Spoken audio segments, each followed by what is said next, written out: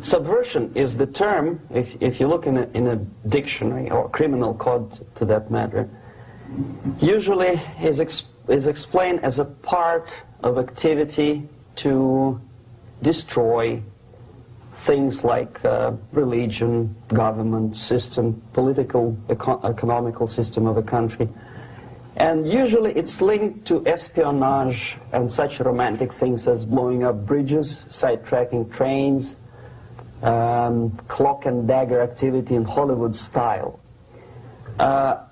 What I'm going to talk about now has absolutely nothing to do with the cliché of espionage or KGB activity of collecting information.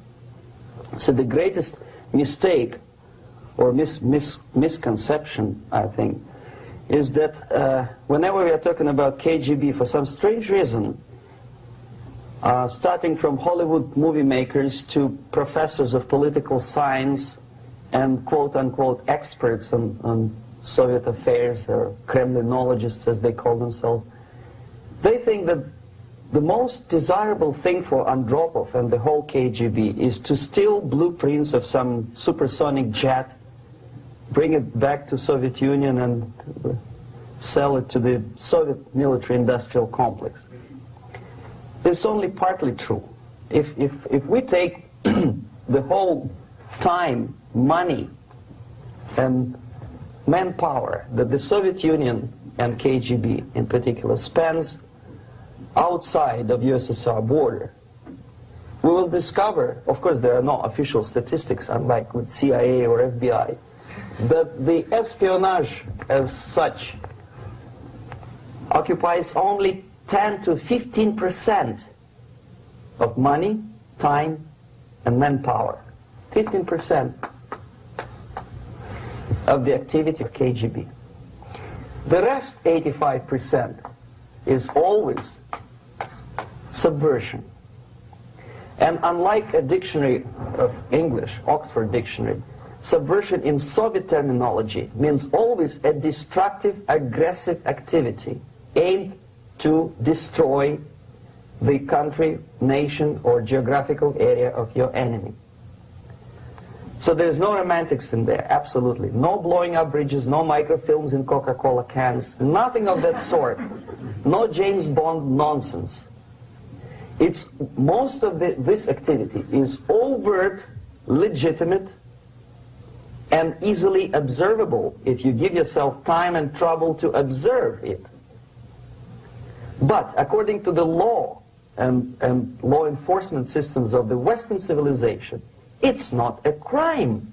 Exactly because of misconception, manipulation of terms. We think that subverter is a person who is going to blow up our beautiful bridges. No. Subverter is a student who comes for exchange, a diplomat, an actor, an artist, a journalist like myself was 10 years ago. Now, subversion is an activity which is a two-way traffic. You cannot subvert an enemy which doesn't want to be subverted. If you know history of Japan, for example, before 20th century, Japan was a closed society. The moment a foreign boat comes to the shores of Japan, the Imperial Japanese Army politely tells them to get lost. And if American salesman comes to the shore of Japan, let's say 60 or 70 years from now back, and says, oh, I have a very beautiful vacuum cleaner for you, with the good financing, he says, please leave us, we don't need your vacuum cleaner. If they don't leave, they shoot them to preserve their culture, ideology, traditions, values intact. You were not able to subvert Japan. You cannot subvert Soviet Union because the borders are closed. The media is censored by the government. The population is controlled by the KGB and internal police. With all the beautiful glossy pictures of Time magazine and Magazine America, which is published by the American embassy in Moscow, you cannot subvert Soviet citizens because the magazine never reaches Soviet citizens. It's collected from the newsstands and thrown to garbage can. Subversion can be only successful when the initiator, the actor, the agent of subversion has a responsive target. It's a two-way traffic. United States is a receptive target of subversion. There is no response similar to that one from United States to the Soviet Union. It stops halfway somewhere. It never reaches here. The theory of subversion goes all the way back 2,500 years ago. The first human being who formulated the tactics of subversion was a Chinese philosopher by the name of Sun Tzu.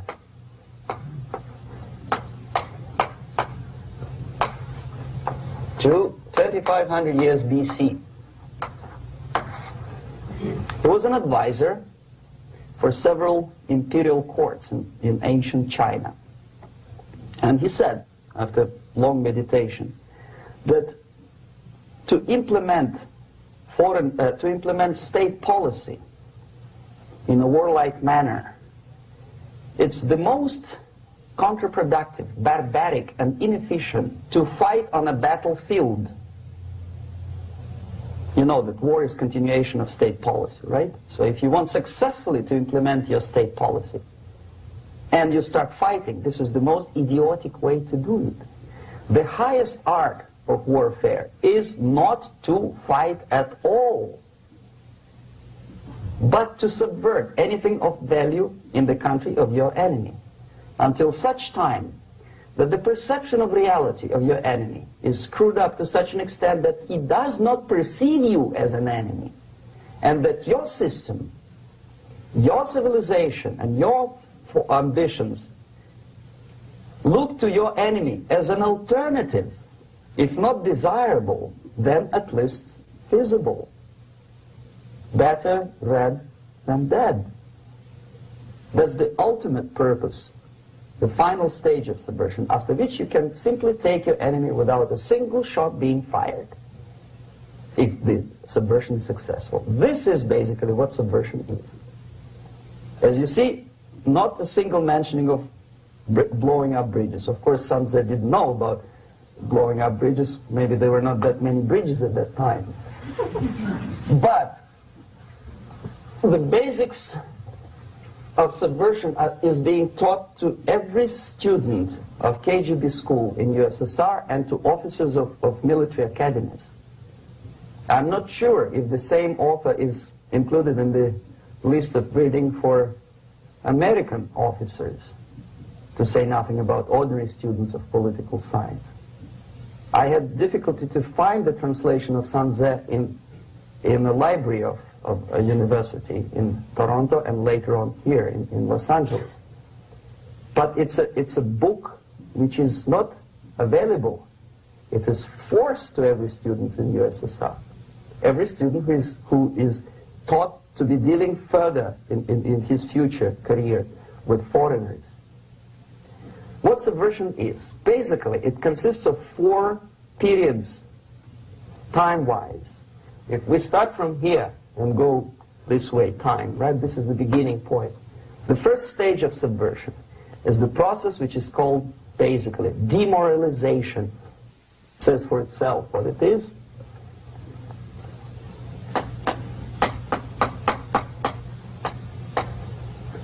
It takes from, say, 15 to 20 years to demoralize a society. Why 15 or 20 years? This is the time sufficient to educate one generation of students or children. One generation.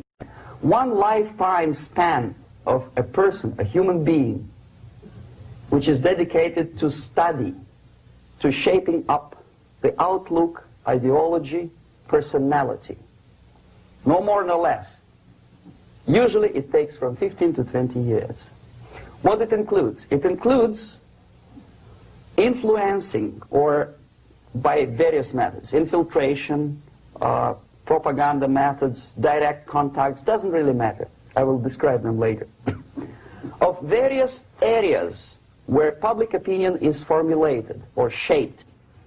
Religion, educational system, social life, administration, law enforcement system, military, of course, and labor and employer relations, economy. Okay? 5 areas. I will not write them down because we will not have enough space. Sometimes when I describe all the methods, students ask me question, are you sure this is the result of the Soviet influence? Not necessarily. You see, the tactic of subversion, about which I'm talking, is similar to the martial art, the Japanese martial art. If some of you are familiar with that tactic, probably you will remember that if an enemy is bigger and heavier than yourself, it would be very painful to resist his direct strike. If a heavier person wants to strike me in the face, it would be very naive and counterproductive to stop his blow. The Chinese and Japanese judo art tells us what to do. First to avoid the strike, then to grab the fist and continue his movement in the direction where it was before, right? Until the enemy crashes in the wall. You see? So, what happens here? The target country obviously does something wrong. If it's a free democratic society, there are many different movements within the society. There are obviously, in every society, there are people who are against this society. They may be simple criminals, ideologically in disagreement with the state policy, conscientious enemies, simply psychotic personalities who are against anything. Right? And finally, there are a small group of agents of a foreign nation, bought, subverted, recruited. Right? The moment all these movements will be directed in one direction, right? This is the time to catch that movement and to continue it until the movement forces the whole society into collapse, into crisis, right? So that's exactly the martial art tactic. We don't stop an enemy. We let him go. We help him to go in the direction we want them to go. Okay? So, on the stage of demoralization, obviously there are tendencies in each society, in each country, which are going to opposite direction from the basic moral values and principles. To take advantage of these movements, to capitalize on them, is the main purpose of the originator of subversion. So we have religion, we have education, we have social life, we have power structure, we have labor relations, unions, and finally we have law and order. 1, 2, 3, 4, 5, 6. Okay? These are the areas of application of subversion. What it means exactly? In case of religion, destroy it, ridicule it, replace it with various sects, cults, which bring people's attention, faith, whether it is naive, primitive, doesn't really matter. As long as the basically accepted religious dogma is being slowly eroded and taken away from the supreme purpose of religion, to keep people in touch with the supreme being, that serves the purpose. Therefore, replace it, accepted, respected religious organizations with fake organizations. Distract people's attention from the real faith and attract them to various different faiths.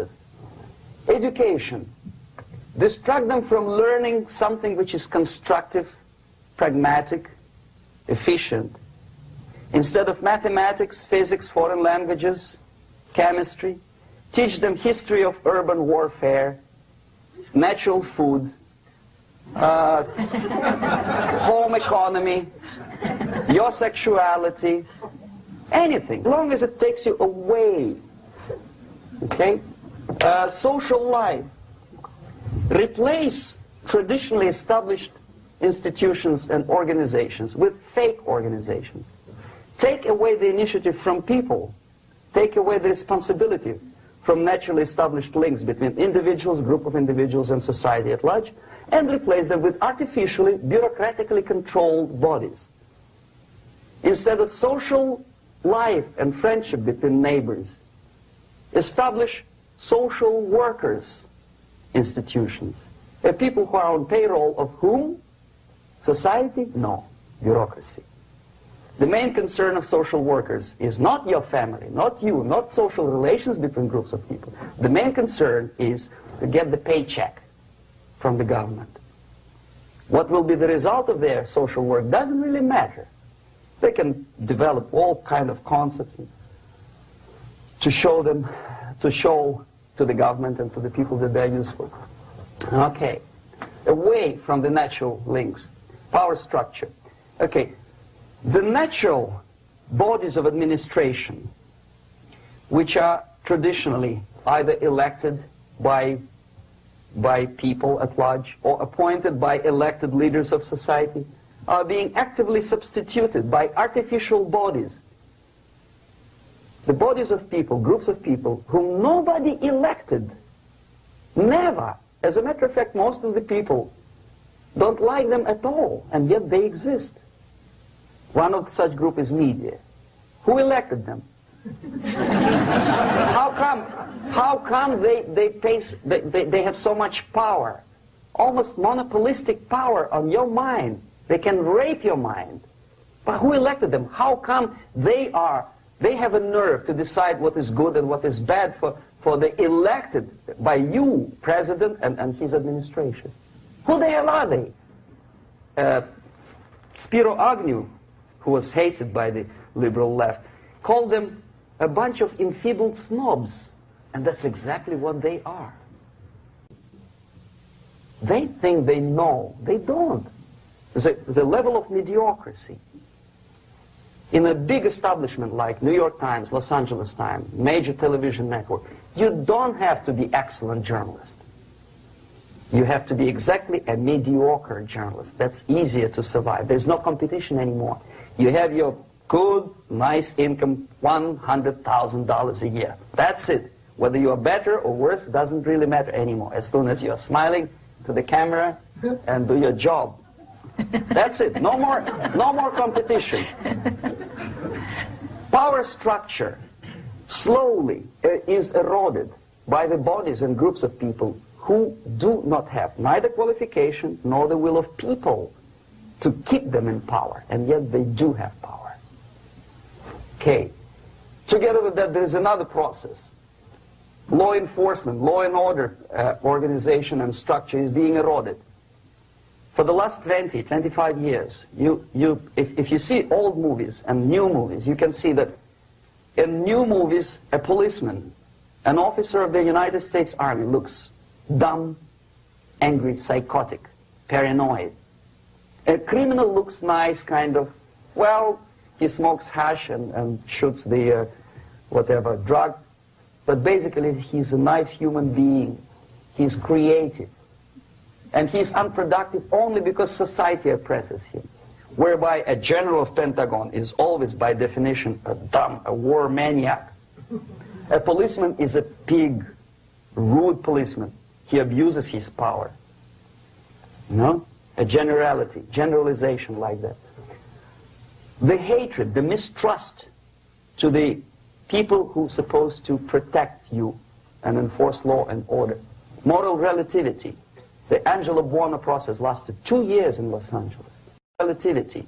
The Angelo Buono process lasted 2 years in Los Angeles. And yet there are still some lawyers who say, look, he's a nice character, as a matter of fact.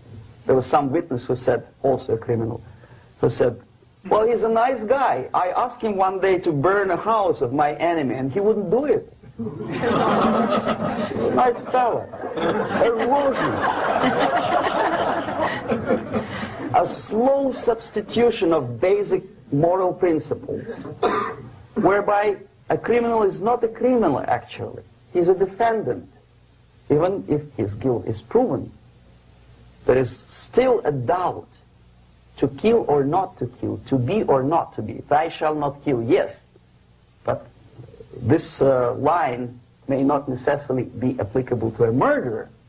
Thou shalt not murder. That should be the presumption, not that thou shalt not kill. Okay, labor relations. At this stage, within 15 to 20 years, we destroy the traditionally established links of bargaining between employer and employee. The classical Marxist-Leninist theory of natural exchange of goods. A person A has 5 sacks of grain and person B has 5 pairs of shoes. And the natural exchange without money is when they bargain between each other. And only with the introduction of the third force, C, an entirely third foreign stranger who says, no, don't give him 5 sacks of grain, give it to me, and you give me your 5 pairs of shoes, and I will distribute it accordingly, so that the economy will go. This is the death of natural exchange, death of natural bargaining. Well, trade unions were established 100 years ago. The objective was to improve working conditions and to protect the rights of workers from those employers who were abusing their right because they had more money. Objectively, at that time, initially, the trade union movement did work. What we see now is that the bargaining process is no longer resulting in the compromise, which is leading objectively to betterment of working conditions and increase of salary. What we see is that after each prolonged strike, the workers lose. Even if they have 10% increase of their salaries, they cannot catch up due to inflation and due to missed time. More than that, millions of people suffer from that strike because economy now is interdependent. It's intertwined like one body. If previously steel workers, say 100 years ago, could strike and nobody would suffer, now it's impossible anymore. If a garbage collector strikes today, the rest of the multi-million city is stinking. I mean, there's no more service. In Quebec, for example, we had the electricians who were on strike in the middle of winter. You can freeze your bottom, and they still were on strike. Did they catch up with the salary? No, they lost. Who benefited? The leaders of trade unions. What is the motivation for strike? Improving a worker's condition? No, obviously it's not. Then what is it? Ideology. To prove to these capitalists. And the obedient horde of workers, like sheep, follow these people. And they cannot disobey. Why? Because if they do, you know what happens to them. Pickets, murders, shooting truck drivers by picketers. In Montreal, for example, I saw with my own eyes when I was correspondent of CBC International, Canadian Broadcasting Corporation, when the workers of aircraft factory destroyed computers and the equipment in the factory. And the administration employed strike breakers. Their cars were turned upside down and burned. Their houses were burned. Their kids were intimidated. And some victims were there. Of that you can be sure. Why? To improve conditions of workers? No. Ideology. Okay, so this is what happens basically. It may or may not happen without the help of the Soviet Union. But the natural tendencies are being greatly taken advantage of and capitalized by the Soviet propaganda systems. How? Whenever trade union strikes, we have influx of propaganda, mass media, ideological dissemination. The workers' right, and we repeat it like parrots. Yes, workers' right. Whose rights? Workers? No. The only freedom of worker to sell his labor according to his own desire and will is taken away from him. By whom? By trade union boss. Unlimited power is given. Responsibility. I want to sell my labor not for $2.50 an hour, but for $2. I don't have right. My freedom is denied to me. I know that if I sell my work for $2 an hour, not for $3 an hour, I will compete better with the other guy who is lazy and more greedy. I don't need $3. I need only $2. No, I was made to believe by media, by business, by advertising agencies that I need more and more and more. Have you ever heard any advertising on TV to consume less? No. No way.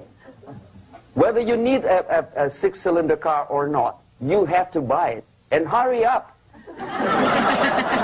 When I was driving here, on the local radio station, an excited announcer said, "You hurry up, rush and save, save, save. There is a pantyhose sale."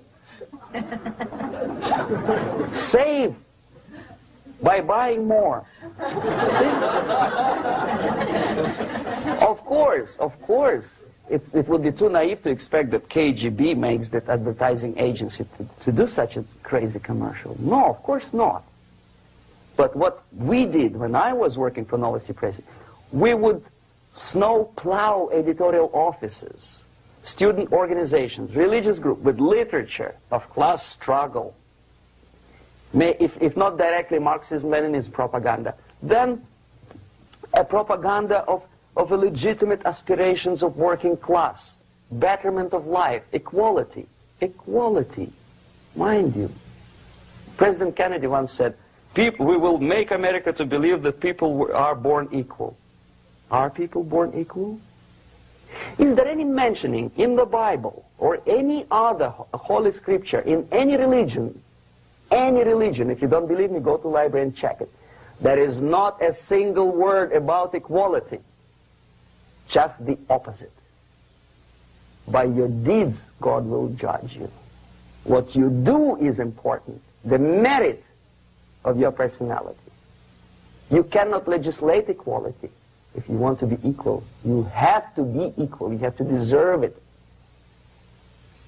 And yet we build our society on the principle of equality. We say people are equal. We know it is false. It's a lie. Some people are tall and stupid. Others are short, bold, and clever.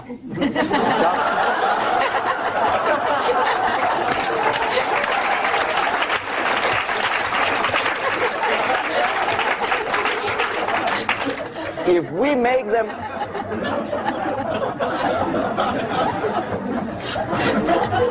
make them equal by force,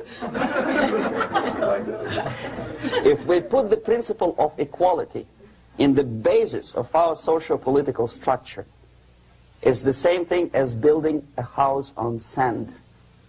Sooner or later it will collapse, and that's exactly what happens. And we, as Soviet propaganda makers, are trying to push you in the direction which you go yourself. Equality, yes, equality. People are equal. Land of equal opportunities. Is it true or not? Think about it. Equal opportunities. Should there be equal opportunities?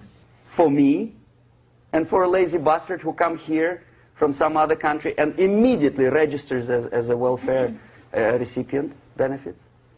I never received a single dollar. No, sorry, I did receive once. But I never applied for welfare. For the 13 years, I took any job. Security guard, journalist, taxi driver, anything. Well, I was restless, but some people don't like it. They immediately. So why should we have equal opportunities? Why? The equal opportunity to excel. Equal opportunity in equal circumstances, yes, but you know people are different. To excel, yes, provided we reach the same level of excellency, perfection, which is hypothetical, distant future. Yes, maybe. But we know perfectly well that even with the best intentions, people could not be equal.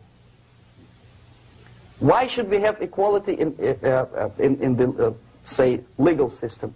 Myself, I'm considering myself a law-abiding citizen, and a person who comes here to rob and shoot, say, the United States administration under Carter imported thousands of Cuban criminals. They were non-criminals, yet they were accepted.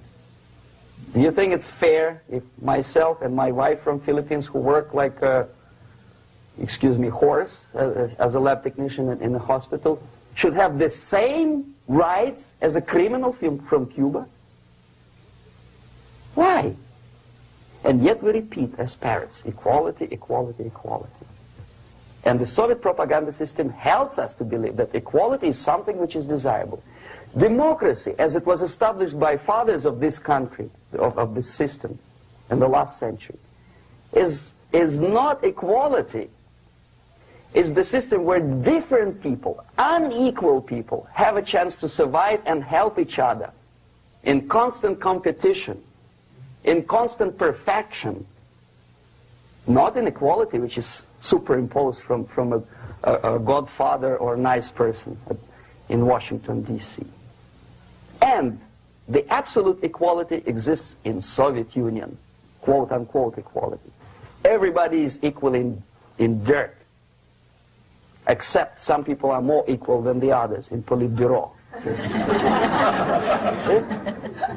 So, the moment you bring a country to the point of almost total demoralization, when nothing works anymore, when you are not sure whether it is right or wrong, good and bad, but there's no division between evil and good, when even the leaders of church sometimes say, well, violence for the sake of justice, especially social justice, is justified in countries like Nicaragua, El Salvador, well, maybe Rhodesia, and we listen to them and say, yeah, probably it's true. Is it true? No, it is not true. Violence is not justified, especially for the sake of quote-unquote social justice introduced by Marxist-Leninists, that is my former colleagues from Novosti Press Agency. Okay, so we reached that point.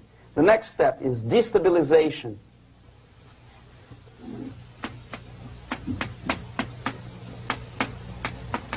Again, this word says for itself what it is. To destabilize all the relations, all the accepted institutions and organizations in a country of your enemy.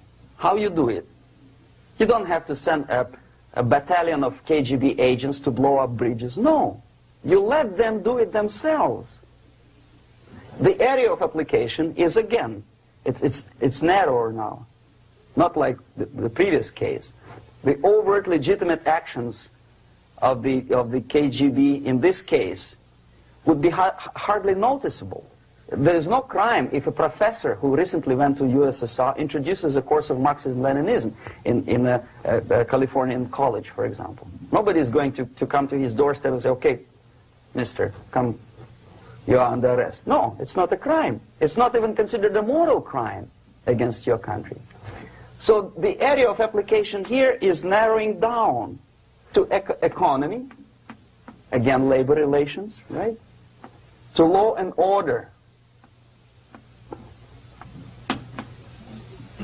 plus military. And economy, law and order. Yes, and again the media, but wider scope, a little bit different. I'll explain it later. Okay, basically 3 areas. Economy. The radicalization of bargaining process. If on that stage we still could achieve, theoretically, some positive compromise between the negotiating sides with say, arbitrary, introduction of arbitrary judges, a third side, objectively judging the demands of both sides. Here it's radicalization. On the stage of destabilization, we cannot come to compromise even within a family. The husband and wife couldn't figure out which is better. Husband wants his kids to eat at the table, and wife wants him, a child, to roam around the room and drop food all over the floor. They cannot come to compromise unless they start a fight. It's impossible to reach a compromise, constructive compromise, between neighbors. Some people say, I don't like you to watering your lawn at that time because exactly at that time I'm walking my dog and he's getting nervous. He cannot pass his bowels, you know. So they cannot compromise. They go to a civil court or something like that. radicalization of human relations. No more compromise. Fight, fight, fight. The normal, traditionally accepted relations are destabilized. The relations between teachers and students in schools and colleges. Fight. The relations between, in economical sphere, between laborers and employers are further radicalized. No more acceptance of the legitimacy of demands of workers. Unlike Japanese, with the theory Z, if you ever heard about it, where the workers are involved in the decision-making process, therefore they don't have moral incentive to fight their bosses. In the United States, it's just the opposite. The harder is the fight, the better. The more heroic they look. When the Greyhound network was on strike recently, the correspondents of local TV networks all over the United States were approaching these strikers, and they say, oh yes, we are doing something nice. They look like heroes, and they were proud. There was some family, the husband was bus driver. Now they decided in a protest against the bosses to camp somewhere in the forest. And they were presented to the audience as a heroic, nice people. You see? The violent clashes between passengers, picketers, and the strikers are presented as something normal. 10, 15, 20 years ago, we would be angry, say, why so much hatred?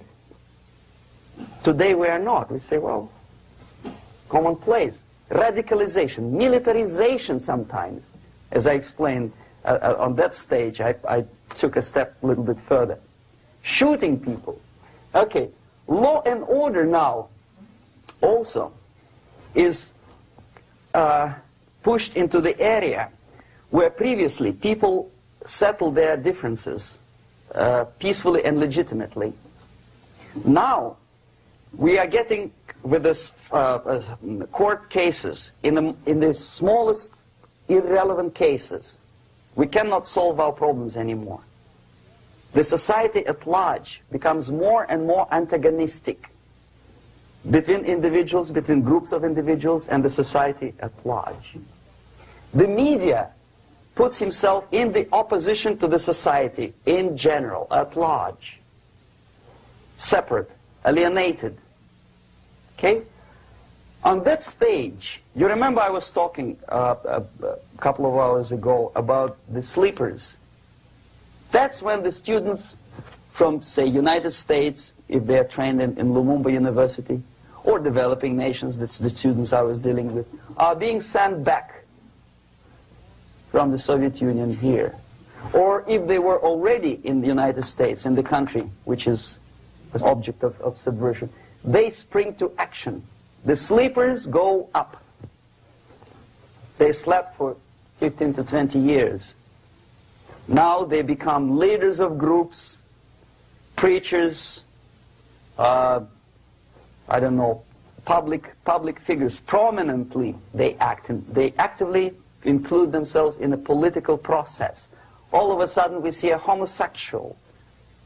15 years ago he did his dirty job and nobody cared. Now he makes it a political issue. He demands recognition, respect, human rights, and he rallies a large group of people. And there are violent clashes between him and police, his group and ordinary people, no matter what.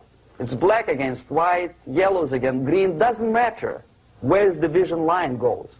As long as this group come into antagonistic clash, sometimes militantly, sometimes with firearms, that is destabilization process. The sleepers, many of whom are simply KGB agents, become leaders of the process of destabilization. Doesn't mean that Comrade Andropov sends Comrade Ivanov to the United States. The person who takes care is already here. He is a respected citizen of the United States. Sometimes he gets money from various foundations for his legitimate struggle for, I don't know, human rights, women's rights, kid lib, prison lib, whatever. There are sympathetic Americans who donate their money to him. This stabilization process usually leads directly to the process of crisis. In case of developing nations, that's the area where I was active. The process starts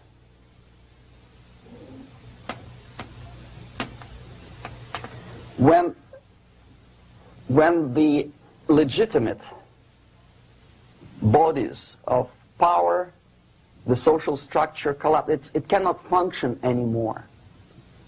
So instead, we have artificial body injected into society, such as non-elected committees. You remember I was talking about them here.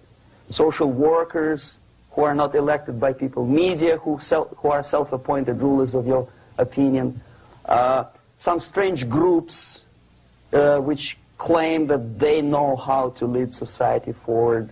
They don't usually. All they care is how to collect donations and sell their own concocted ideology, mixture of religion and ideology. Here, we have all this artificial body claiming power. If the power is denied to them, they take it by force. In case of Iran, for example, all of a sudden we have revolutionary committees. What kind of revolution? There was no revolution yet, and yet they had the committees. They were taking power of judgment. They had the power of execution, they had the power of legislation, and that they had the power of judicial. All of them combined in one person, who is half-baked intellectual, sometimes graduated from Harvard University or Berkeley. He comes back to his country and he thinks that he knows the answer to all the social, economical problems. Okay? Crisis is when society cannot function any more productively. It collapses, obviously. That's the word for crisis. So therefore, the population at large is looking for a savior. The religious groups are expecting a Messiah to come. The workers say, we have family to feed. Let's have a strong government, maybe socialist government, centralized. When somebody put the employers on their place and let us work. We are sick and tired of going to strike and missing overtime and all that stuff. We need some strong man, strong government, a leader, a savior is needed. Population is sick and tired already. And here we are. We have a savior. Either a foreign nation comes in, or the local group of leftists, Marxists, no matter what they call themselves, Sandinista, a reverend or some sort, Bishop Muzureva, like in Zimbabwe, doesn't matter. A savior comes and says, I will lead you. So we have two alternatives here. Civil war and invasion. Okay? See how it goes? Civil war, we know what it is. Lebanon is the best example. The civil war, which was artificially implanted in Lebanon by injection of force of PLO, Palestinian Liberation Organization. Invasion we have in many other countries like Afghanistan, name any East European country, it was invaded by the Soviet army. But the result is the same. The next stage is normalization. Normalization is a very ironic word, of course. It is borrowed from 1968 situation in Czechoslovakia, when the Soviet propaganda and after them New York Times declared the country is normalized. The tanks moved into Prague, so there is no more Prague Spring, there is no more violence. Normalization. At that stage, the self-appointed rulers of the society don't need any revolution anymore. They don't need any radicalism anymore. So this is the reverse from destabilization. Basically, it is stabilizing the country by force. So all the sleepers and activists and social workers and liberals and homosexuals and professors and Marxists and Leninists are being eliminated physically sometimes. They've done their job already. Okay? They are not needed anymore. The new rulers need stability to exploit the nation, to exploit the country, to take advantages of the victory. Okay? So no more revolutionaries, please. And that's exactly what happens in a number of countries. You remember Bangladesh? This is the crisis in which I was instrumental. First they had Mujibur Rahman. In 1971, he was the leader of People's Party, Awami League, with mustache like Stalin. He was in Russia many times. In 5 years, he was shot by his former colleagues, Marxists. He fulfilled his function. In Afghanistan, it happened 3 times. First there was Taraki, then there was Amin, now there's Babrak Karmal. They killed each other successively, one after another. The moment he fulfills his duty, the first one demoralized country, the second destabilized, the third one brought it to crisis. Goodbye, comrades. Babrak Karmal comes from Moscow and put into the seat of power. Same thing happened in Grenada recently. Maurice Bishop, Marxist, was killed by Austin, what's his name, General something, who was also a Marxist. Right? So no more revolutions, please. Normalization now. From now on, no more strikes, no more homosexuals, no more women lib, no more kid lib, no more lib, period. A good, solid, democratic, proletarian freedom. That's it. Now, to reverse this process takes enormous effort. When today, United States had to invade Grenada to reverse the process of subversion. Some people say, boy, this is not good, it's not kosher to invade the beautiful country, island of Grenada. Well, why didn't you stop the process here, when Grenada was just approached by leftists? Why not to prevent Maurice Bishop to come in power in the first place? Did Grenadians want him? Very questionable. They didn't know who was Maurice Bishop in the first place. He came to power by coup d'etat himself. Okay? No, we let the situation develop further and further and further until the crisis and normalization very soon. And then the United States decided to invade country, discovering that the country was absolutely a military base for the Soviet Union. Of course it's a drastic measure. Of course it's a pity that Marine Corps had to lose, what, 17 lives. Very bad. Why not to stop the process before it comes to crisis? Oh no, intellectuals will not let you.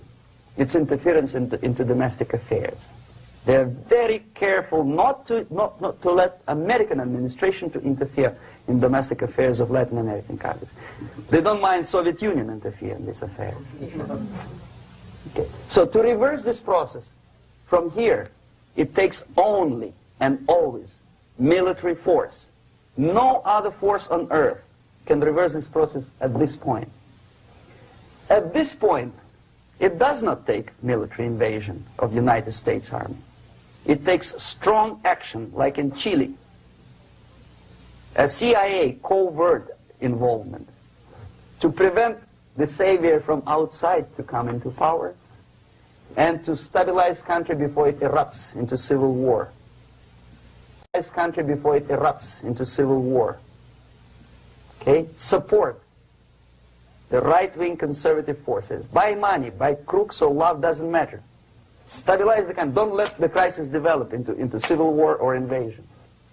Oh no, your liberals will say it's against the law. The Congress will not appropriate money for covert actions of CIA. Why not? Should we wait till the normalization come and Soviet tanks land in Los Angeles airport? Now, at that point, at the point of destabilization, also the process could be reversed. Again, easily than this. No CIA involvement at this point. You know what it takes here? Restriction of some liberties for small groups which are self-declared enemies of the society. As simple as that. Oh no, the media and liberals will tell you this is against the American Constitution. How can we by force deny the civil rights to criminals, for example. It's not good. Okay? So we allow them to...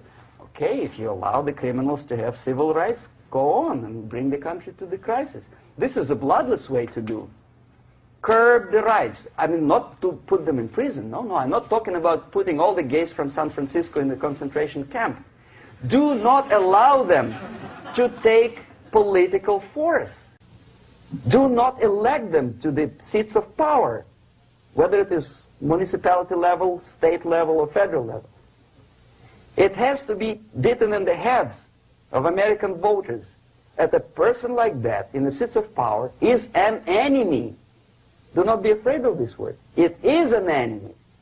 If he is not an enemy here, he will be here. Later on, he will be shot, of course. But at this point, he is an enemy. Okay?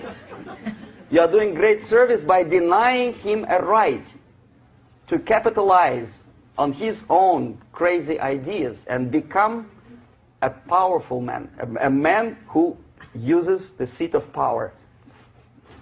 Restriction of certain freedoms and permissiveness at that point would prevent sliding into crisis and probably will return the process of destabilization. To curb unlimited power, monopolistic power of trade unions, here, at that point, would save economy from collapsing. To introduce a law to stop private companies of raping public opinion's mind in the direction of consumerism. No company must have a right to force you into buying more unless you want it. There must be a law. You want to advertise your car? Okay. But not a single mentioning of buying it now and saving money. It must be against the law to force people to consume more. Self-restraint. Previously, before this process started, the self-restraint was a business of church, religion. Because our preachers, the fathers of church, would tell us, material values are good, but it's not the prime function of human being. Because you have to live with something. Obviously, the design for our life is not to consume more deodorants. There must be something greater. If such a complicated instrument as human body was created, obviously there must be some higher purpose for that. And it's very easy to avoid destabilization by denying the greedy companies one little freedom, one little liberty, forcing you into turning yourself into processors of unwanted products and goods. They turn you into machines, like the worm who there's inlet and outlet. So, and how long an average appliance lasts these days? Less than a year. Why? Where's workmanship? Oh, we want you to buy more. Okay. Destabilization process could be easily overcome if, as I say, the society, by its own will or after persuasion by the leaders, will come to the idea of self-restraint. It's so hard, we want to consume more, but you have to. Unless you will come to this stage, when, as we say in Russia, if Sahara Desert ever becomes a communist state, there will be shortage of sand. So you have to curb your... You have to curb your expectations at this point before it's too late. But no, we don't want to do it. Demoralization process. Again, it's the easiest thing to reverse. First of all, by restricting import of propaganda. The easiest thing to do. Unlimited, unrestrained import of Soviet literature, Soviet journalists. Giving Soviet propaganda and ideological agitators equal time on American TV network. It has to be stopped. And it's easier. They won't be offended, mind you. As a matter of fact, they will respect America more. But when my former colleague Vladimir Posner appears on Nightline, and Ted Koppel asks him, well, Vladimir, what do you think about this and that? What can he think? He is an instrument of propaganda. He thinks what Comrade Andropov tells him to think. He is just a nice, articulate mouthpiece of the Soviet subversion system. And Ted Koppel makes you believe that my friend Vladimir Posner thinks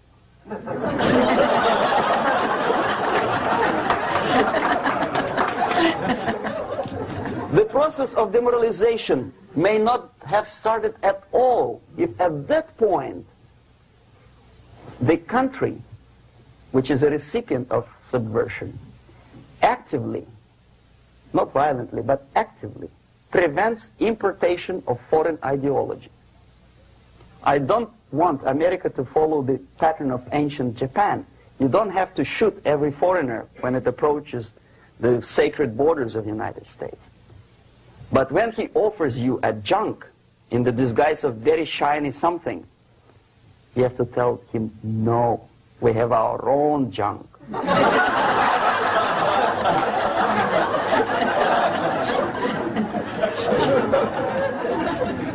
If at that point the society is strong, brave, and conscientious enough to stop importation of ideas which are foreign,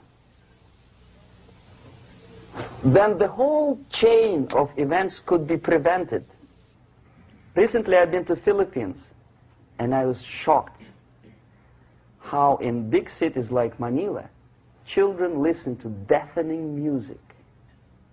A melodious nation with long traditions of good, nice ethnic music, introduced by Spanish long time ago, maybe 2 centuries, 3 centuries ago, I don't remember how long. All of a sudden listen to musical garbage, blasting their radios at full blast, at full volume. Why? In India, I spent many years watching the reactions of Indians walking out of movie theaters after seeing Hollywood production. They couldn't figure out why Americans are so wasteful. They smash their cars, their shiny cars, every 5 minutes. How come they shoot each other for $500,000? Is it true that they're so obsessed with sex? Can you imagine showing a movie where each 5 minutes there's a copulation on the screen to a country like India with long tradition of respect to these private matters, or to Pakistan? And United States expect these people to respect you? No way. Oh yes, they will see the movie, they'll pay 5 rupees to see that garbage, but they walk out and will tell their kids, don't respect Americans, don't be like Americans. See?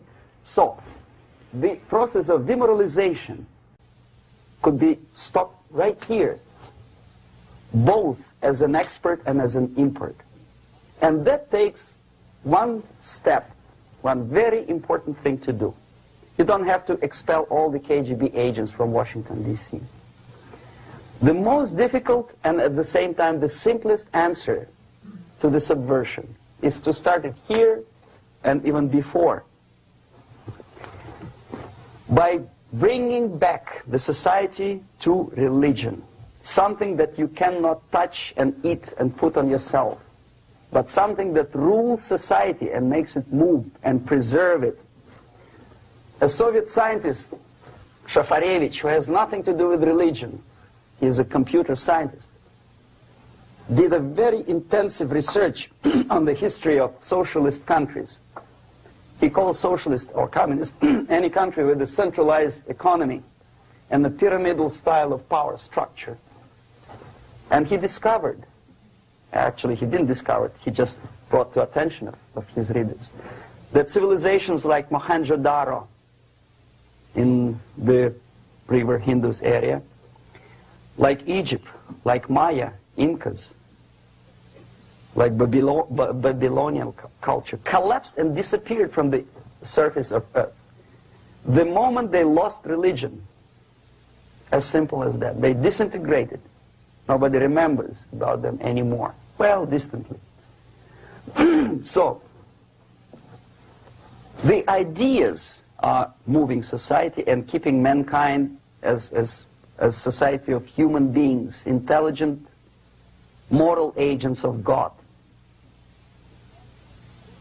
The facts, the truth, the exact knowledge may not. All the sophisticated technology and computers will not prevent society from disintegrating and eventually dying out. Have you ever met a person who would sacrifice his life, freedom, for the truth like that? This is truth. I never met a person who said, this is truth and I'm ready to shoot me. To defend the truth. Right? But millions sacrifice their life, freedom, comfort, everything for things like God. Like Jesus Christ. It's an honor. Some martyrs in the Soviet concentration camp died. And they died in peace. Unlike those who shouted, "Long live Stalin," knowing perfectly well that he may not live long. Something which is not material moves society and helps it to survive. And the other way around. The moment we turn into 2 by 2 is 4 and make it a guiding principle of our life, our existence, we die. Even though this is true, and this we cannot prove. We only can feel and have faith in it. So the answer to ideological subversion, strangely enough, is very simple. You don't have to shoot people, you don't have to aim missiles and Pershings and cruise missiles at Andropov's headquarters. You simply have to have faith and prevent subversion. In other words, not to be a victim of subversion. Don't try to be a person who in judo is trying to smash your enemy and being caught by your hand. Don't strike like that. Strike with the power of spirit and moral superiority. If you don't have that power, it's high time to develop it. And that's the only answer. That's it. Thank you.